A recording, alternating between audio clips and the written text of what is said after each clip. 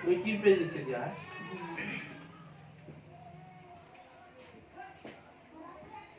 आज का क्वेश्चन देखते हैं, नेतृत्व,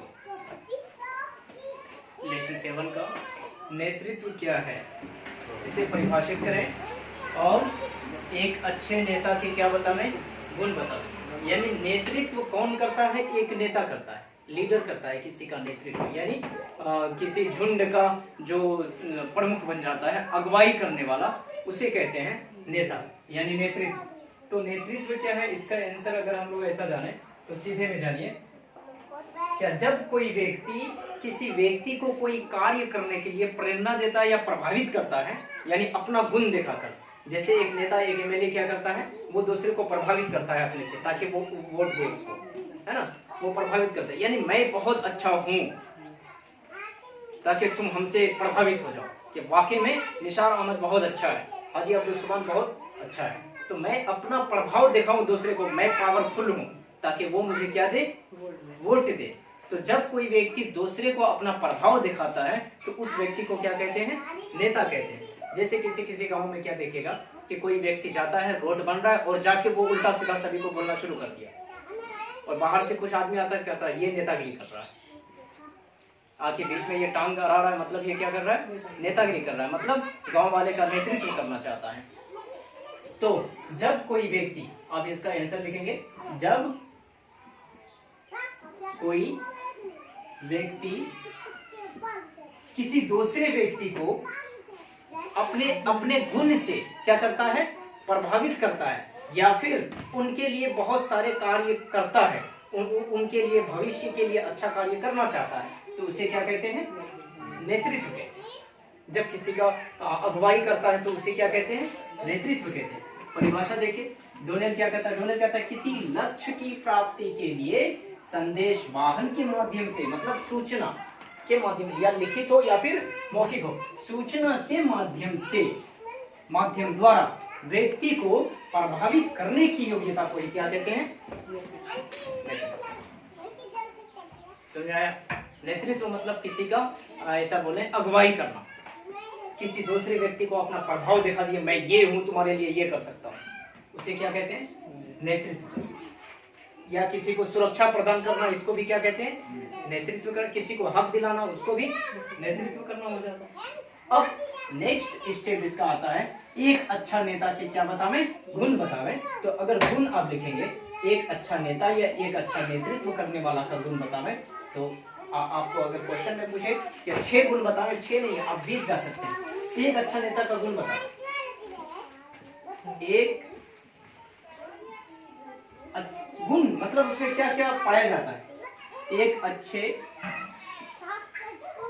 नेता शिक्षित होना चाहिए, नहीं होना चाहिए, शिक्षित होना चाहिए,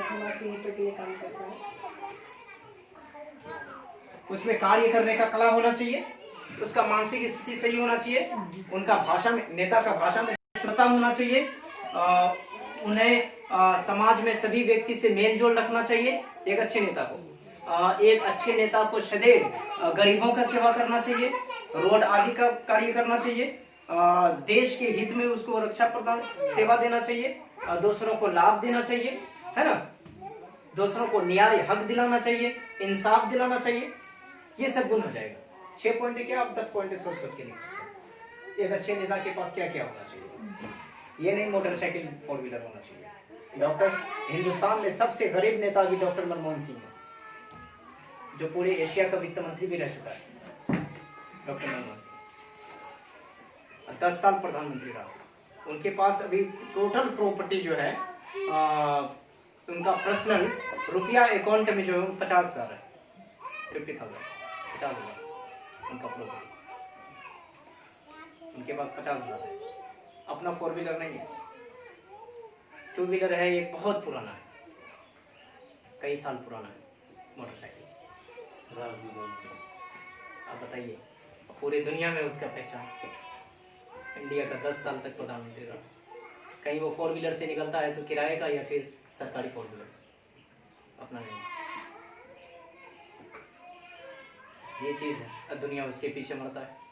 हिंदुस्तान का सबसे बेहतरीन अर्थशास्त्री है, इकोनॉमिकल हिंदी नहीं जानता है वो, इंग्लिश ही, बचपन से वो विदेश में रहा था और पढ़ा था, माता पिता पढ़ाया बहुत, और उसके पढ़ाई पीछे जो है पूरा एक्सपेंस कर दिया, उसके पास कुछ नहीं है। तो ये चीज़ है, अच्छा नेता का गुण होता है शिक्षित होना चाहिए, नंबर 1 उनका मानसिक स्थिति उच्च होना चाहिए, नंबर 2 सामाजिक हित में उसको कार्य करना चाहिए, नंबर 3 देश के लिए सोचना चाहिए, एकता बना के रखना चाहिए, उनको दूसरों को इंसाफ दिलाना चाहिए, रोड आदि प्रदूषण आदि पर ध्यान देना चाहिए, है ना, भ्रष्टाचार को खत्म करना चाहिए, ये सब। एक तो ये क्वेश्चन आपका हो जाएगा, बताने वाला था। नेक्स्ट होगा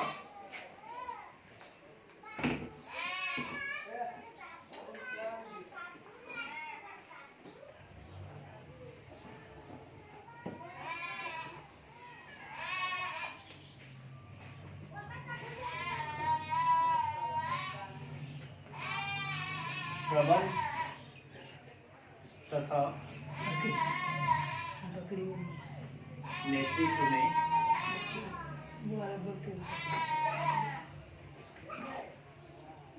अंतर बताओ।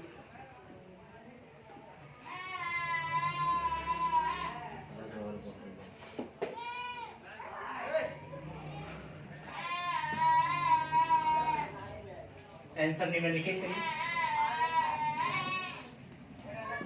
और एक साइड लिखेंगे प्रबंध और दूसरे साइड नेतृत्व।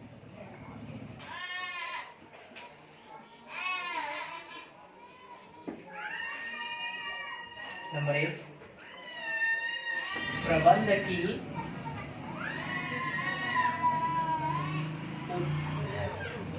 उत्पत्ति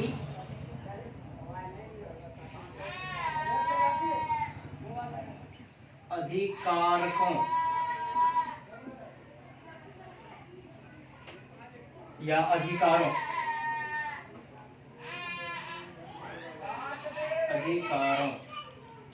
के प्रभाव से होती है।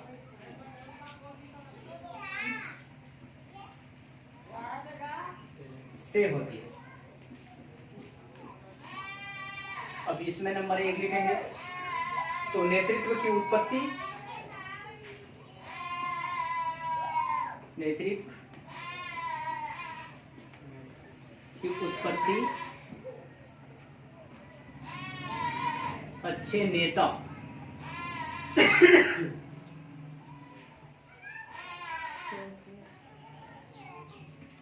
के प्रभाव से होती है।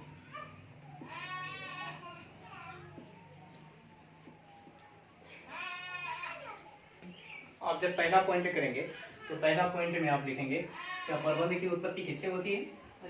अधिकारों के प्रभाव से होती है। अधिकारों मतलब लोगों का जो अधिकार होता है, कार्य करने का जो हक होता है, उनसे होती है। मतलब वो कैसे प्रबंध को फॉलो करेगा। लेकिन नेतृत्व की उत्पत्ति सिर्फ और सिर्फ किससे होती है? एक लीडर से होती है, नेता से होती है। सेकंड पॉइंट,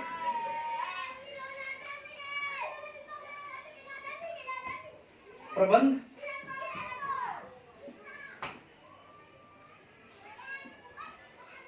नेतृत्व के अधीन होती है,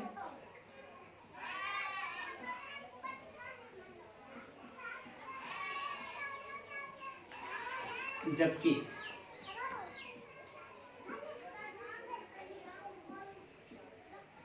नेतृत्व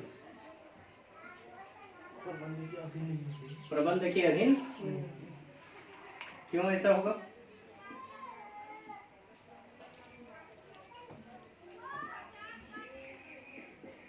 ऐसा इसलिए होगा कि नेतृत्व करता कौन है? नेता करता है, और नेता ही प्रबंध यानी प्लानिंग करेगा। एक व्यक्ति प्रबंध को यूज कर सकता है, लेकिन प्रबंध व्यक्ति को यूज नहीं करेगा। हम चाहे तो प्रबंध करेंगे या नहीं करेंगे, लेकिन प्रबंध को करेंगे हम, लेकिन प्रबंध हमको नहीं करेगा। प्रबंध हमसे बड़ा नहीं है, हम कई प्रबंध बना सकते हैं, लेकिन प्रबंध हमको जन्म दे सकता है? नहीं, हम प्रबंध को जन्म दे सकते हैं। इसलिए सपोज हम एक लीडर है तो हम प्रबंध करने मतलब प्रबंध नेतृत्व के अधीन। मतलब अगर हम अच्छा नेतृत्व करने वाला है तो प्रबंध मेरे हाथों में होगा। बट ना कि प्रबंध के हाथ में हम रहेंगे। इसीलिए प्रबंध नेतृत्व के अधीन है, नेता के अधीन है, लेकिन नेता प्रबंध के अधीन नहीं है। नेता प्रबंध करेगा भी नहीं भी करेगा, लेकिन प्रबंध तभी तक होगा जब नेता करेगा। नंबर 3, प्रबंध का क्षेत्र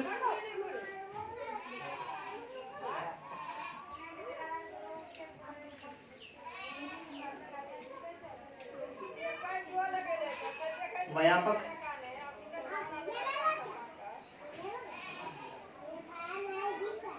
जबकि नेतृत्व का क्षेत्र संकुचित, या ऐसा लिखिए व्यापक नहीं है,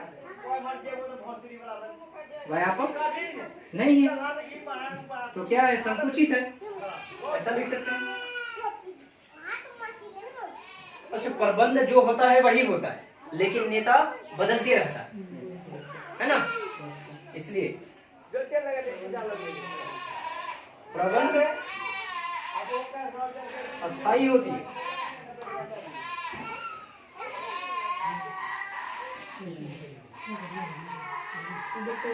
जबकि नेतृत्व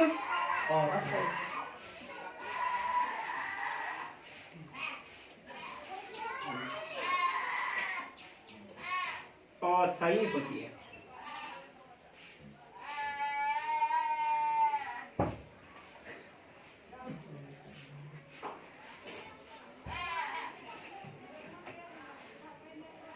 अच्छा, सभी जितना भी संस्था है वहां तो प्लानिंग होता ही है, तो इसीलिए प्रबंध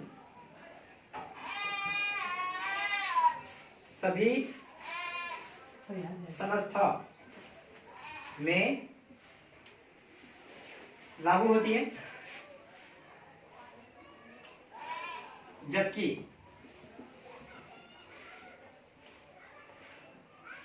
नेतृत्व सभी संस्था में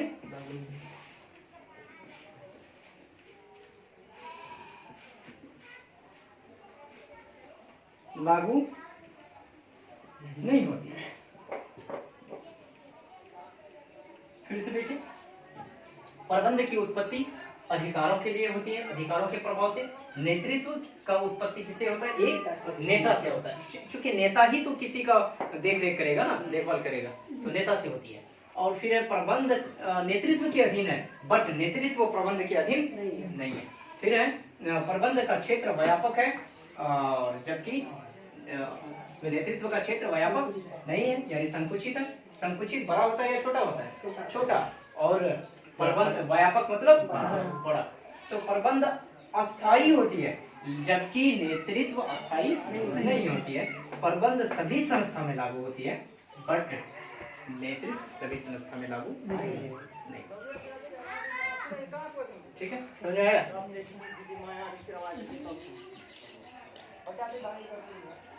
ये लेसन 7 खत्म हो गया ना?